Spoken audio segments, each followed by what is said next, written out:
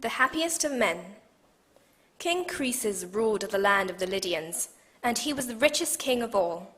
His city of Sardis gleamed with shining gold and white marble, and his palaces and temples were the envy of the world. Even the wise men of Athens, who loved wisdom more than gold, came to see his city. One day, the greatest wise man of them all, Solon, came to visit King Croesus. Croesus was very flattered, and now he wanted to be praised. So he showed Solon the wonders of his kingdom, and then asked him, "My friend, who do you think is the happiest man you have ever seen?" He was expecting to hear, "You, O king."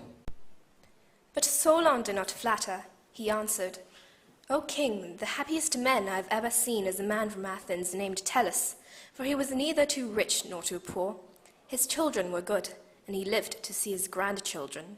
He died fighting bravely against the enemies of Athens, and was buried with honor. That is why Tellus is the happiest man I have ever seen."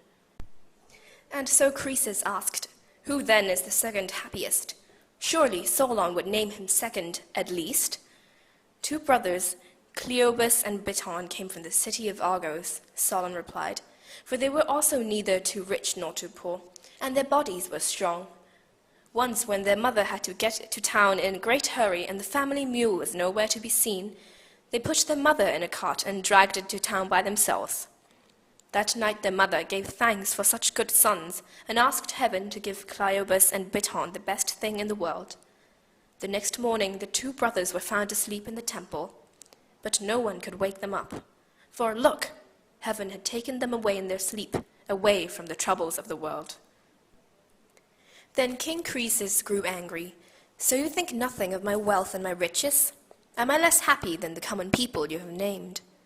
Solon replied, "O king, you must look to the end in all things before you can think of happiness. Look, there are perhaps 70 years in a man's life, and not one single one of them will be the same as the next. You say your wealth makes you happy. How do you know it will stay with you always? What would you do should heaven take it away? So always look to the end, O king. Only a man who dies happily is truly happy." But Croesus hated Solon's advice and sent him away. In his own eyes, Croesus was indeed the happiest man in the world. From then on, pride filled his heart, and heaven prepared to destroy him.